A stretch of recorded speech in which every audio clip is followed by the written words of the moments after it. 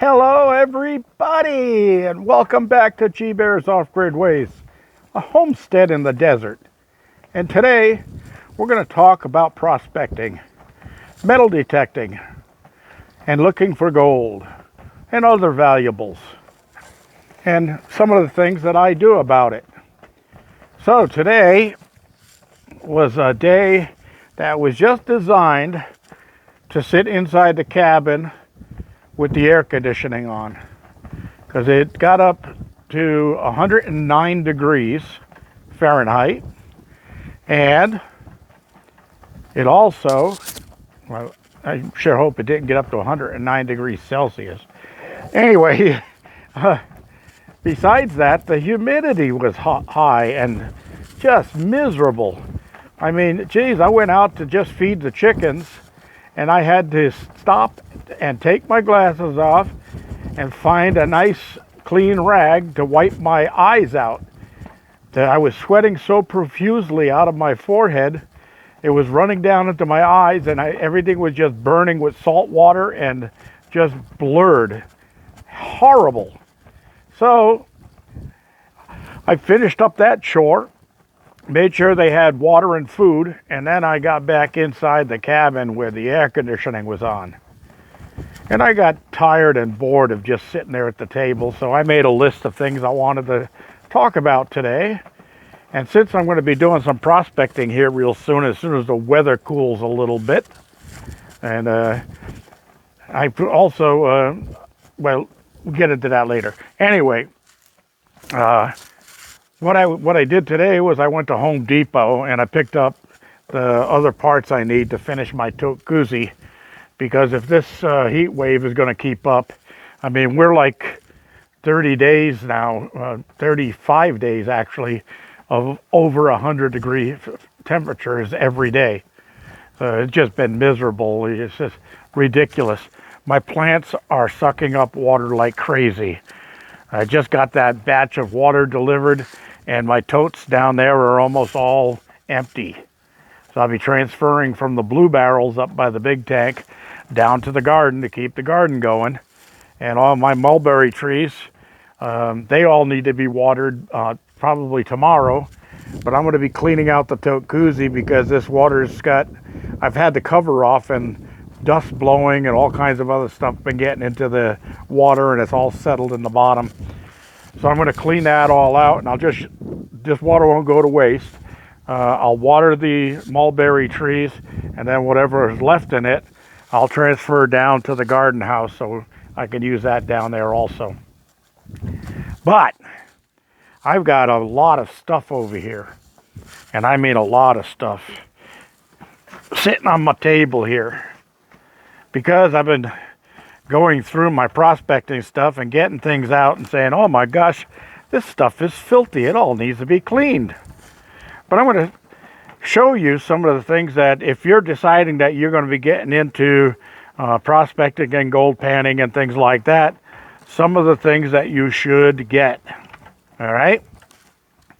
And these are things that are usually just standard carry equipment. And normally I would have all this stuff in my ore cart and hooked up to my ATV and go out prospecting, and you don't have to carry anything. But if you have to carry it, there's ways of bundling it all up around a 5-gallon pail like that orange one over there, putting a lot of the stuff in there, strapping it in the inside of the big rectangle bucket there, and then strapping that on your back like a backpack. So you can carry things pretty easily. So anyway, this is some of the stuff I got out because this is the stuff I think I'm going to be using on this next trip. And I also found some of my old books that have been sitting around for ages. As you can see, they're pretty old. This one was $5.95 at Allied Services. That was a long time ago. But yeah, this was an interesting book. This covers everything about gold and where to find it, and panning and sluicing and all that kind of stuff. Pretty interesting stuff. And then it shows you where to find gold in the different states, the western states, of course. and real good book. And then, of course, this is a really excellent book, Simon & Schist's Guide to Rocks and Minerals. This goes through, and it's got all full color pictures of every rock and mineral that you can think of. I mean, it's all in here. Just really nice stuff. Okay, this is another one. This is a color guide to rocks and minerals with over 120 installations. And there's some stuff that you'd like to find, right? Pretty. Anyway, yeah, there's a lot of stuff in here showing you all the different, what they are, calling them. And then here's a field book. This is a field book, Common Rocks and Minerals. And I like to carry this one with me when I go out. That's why it's so beat up. But I still have the original cover on it. And that's a good book. This one's a really old one. I think this is the first one I got into when I got into gold panning and prospecting. How to know the minerals and rocks. You don't really need all of that, but it is good to read some books on the subject before you get out there and do it. It does enlighten you a little bit, and then when you stumble across something that you read in the book, you go, oh, so that's what they were talking about. Anyway, all right, so little classifiers. I made this one. This is a 1/8 inch classifier set with a 1/4 also. So I could take the 1/8 screen out of the inside and it'll be a 1/4 inch classifier. This is also a 1/8 classifier here. And this is for larger quantities. And then this is another item I made. I made one of these for myself and one for Andy. And I call it a beach scoop. And it's great for when you're metal detecting on a beach and you get a hit. You scoop up whatever sand you can in here and shake it out. And if it's a ring or a coin or something like that, it'll stay in the can. All the sand will sift out. That's a pretty nice little unit. And of course, had to paint it my favorite color, gold. So, yeah, that's actually a classifier also. And then here's a standard classifier right here. And this one will fit right inside of your gold pan. So you can classify it all the large rock and stuff like that. Of course, it's easy when you break all the sand down and get it out of there. You look at all the bigger stuff in there. If you see a big lunker or a big nugget of gold, you're not going to throw that out. So kind of like pull the rocks out by hand and toss those away. So the metal detector I'm going to be using on this next little run is my Fisher, and this is the Bounty Hunter. And I like this because it's very simple and basic. Basically, you turn it on, it comes on, it lights up for iron, aluminum, zinc, iron, aluminum, zinc, and aluminum 5-cent coins. So you can also set the depth, and that's for the maximum depth right there. And then you can, if you want to block out, say iron, you don't want it to pick up iron, well, you detect it over iron, something that is iron, right there. And then I just hit the one button right here, and you see it took iron out. So this will not ring when it gets next to iron. See? But it is saying coins and aluminum. I don't know why it's doing that. Maybe I forgot to empty my bathing suit pockets when I got in the jacuzzi. No, I don't wear a bathing suit in the jacuzzi. Anyway, I'm going to dust this off and clean it up. I already replaced the batteries in it to make sure that I have fresh batteries. So that's another thing. All right, plastic scoop, handy little tool. So if you get a hit somewhere and you want to dig for whatever it is, you'll be digging it with this and just throw it into your gold pan. And then you can start dumping your gold pan a little bit at a time into your spoon and scan it on the end of your metal detector. If it doesn't ring, you can throw that stuff aside. Put a little more in here, check it. If it doesn't ring, throw that aside. Your pan is plastic too, so you can scan the pan. If you're still getting a hit in the pan, you know that your target is still in the pan. Now, something that I've been tricked by a few times because I just forget. But remember, this is a search and probe. And why do they call it that? Well, inside the handle, it's got a metal probe. So, remember to take that metal probe out before you start scanning this scoop with whatever you have in it, because that metal will set off your metal detector every time, and you'll be going, well, it's still in there. I can't figure it out. Well, it's just a metal probe that's inside of here. So remember to take that out as soon as you get going with digging. You don't want to have that in there. I'm screwing it back in right now so it doesn't get lost. It screws into this handle, and you can take it out, reverse it, and screw this end into the handle, and then you can use it to dig. And I call that a crevice tool because it's for getting into crevices.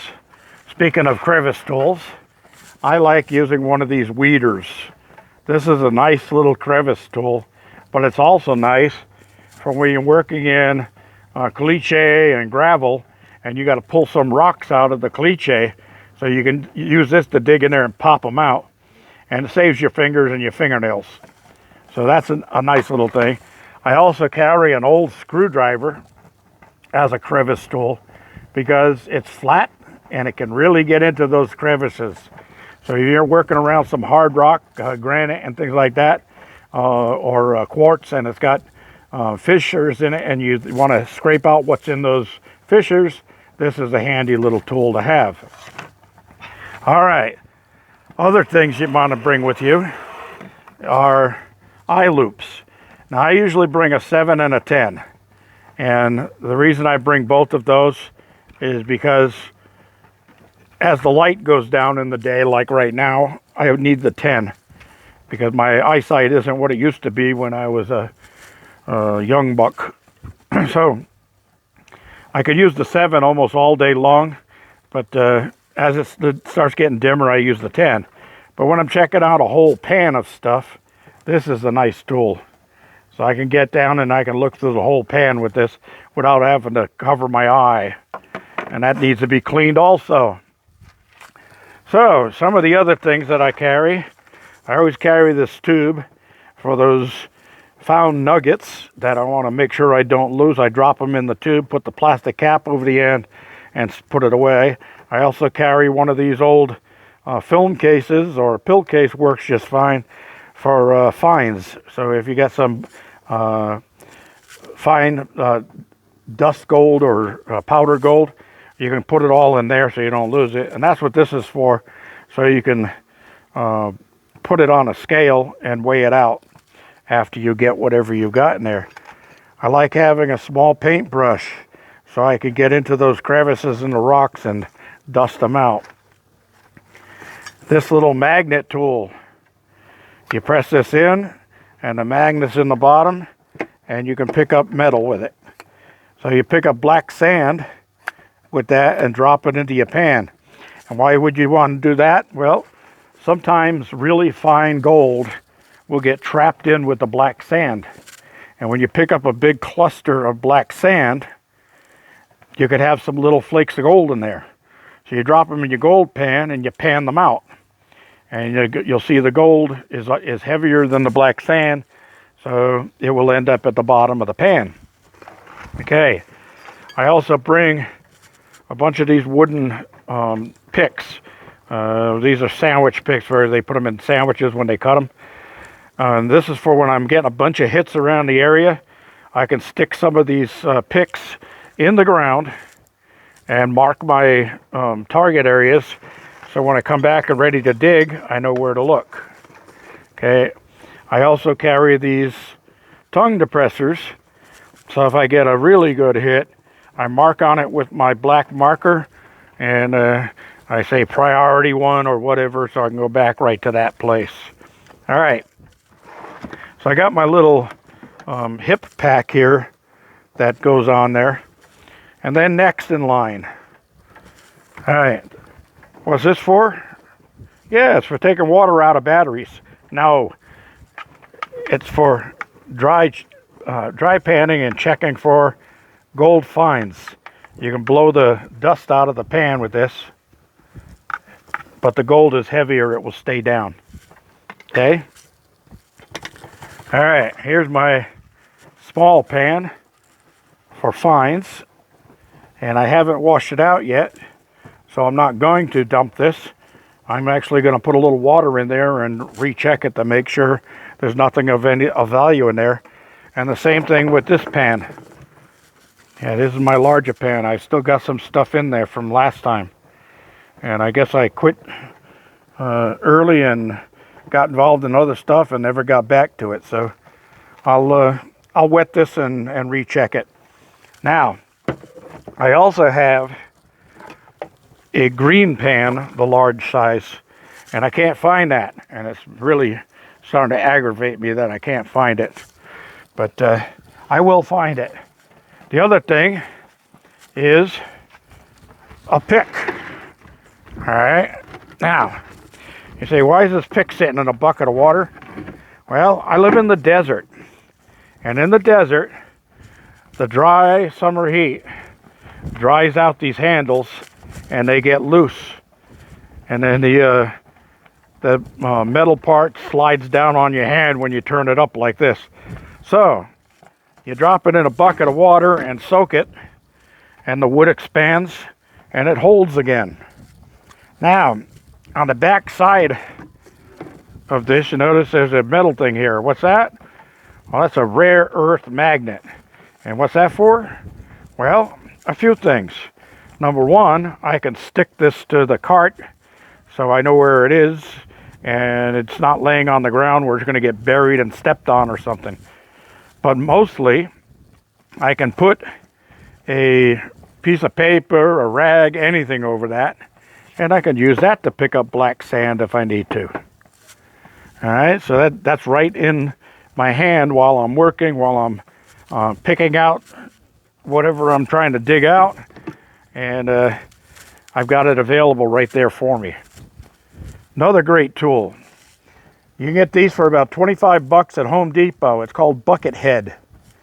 And this little vacuum unit fits on top of a 3-gallon or a 5-gallon pail. I use a 3-gallon because it's that much less I have to carry, and it fits right inside of a 5-gallon pail. So it kind of is compact. Now this is a wet or dry 120 volt unit. Now my cart, or my ore cart or ore wagon that normally go behind my ATV, has a battery set up in it with solar and an inverter. So I have 120 volts there if I need it. Okay, so I can plug that in and use it. I also use that to plug in my jackhammer, my hammer drill, things like that. A Makita hammer drill is really handy because you can use that with a point, you can use it with a drill bit, all kinds of stuff, and it's great for small digging. You're going to get into larger mining, you want to get a heavier jackhammer than that. And I do have one of those. You've seen it before in one of my videos where I actually used it, and I made an add-on tool that goes on the point for driving things in the ground.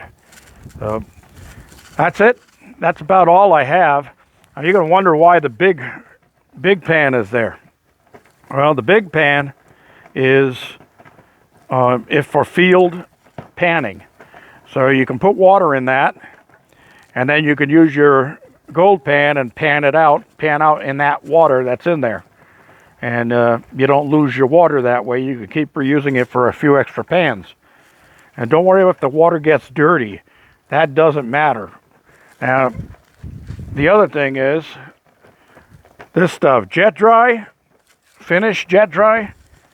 Okay, you're going to add some of that to your water when you're getting ready to pan. And why?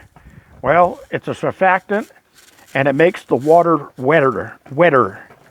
And the wetter to the water, the easier it is to work your gold out of it. So you can reach into the clumps and break them all up. And the gold, of course, is the heaviest. I think gold is like somewhere around 10 times heavier than anything else you're going to find out there. So it's going to always go to the bottom. So that's basically it, guys. I'll get all this stuff cleaned up and get ready for doing my little gold panning trip. And normally I would have this all on my ore cart, of course, or my little wagon, but I loaned my wagon to somebody, and I need to get that back. But in the meantime, since I'm going to be working right on my own property, I can just carry all this stuff over there, or I'll put it all in a wheelbarrow and I'll wheelbarrow it over there, because I'm only going to be walking maybe 100 yards, you know, not that far. All right, everybody. That's all I have. Questions, comments down below. Don't forget the thumbs up. Don't forget to subscribe and share. This is G Bear signing off.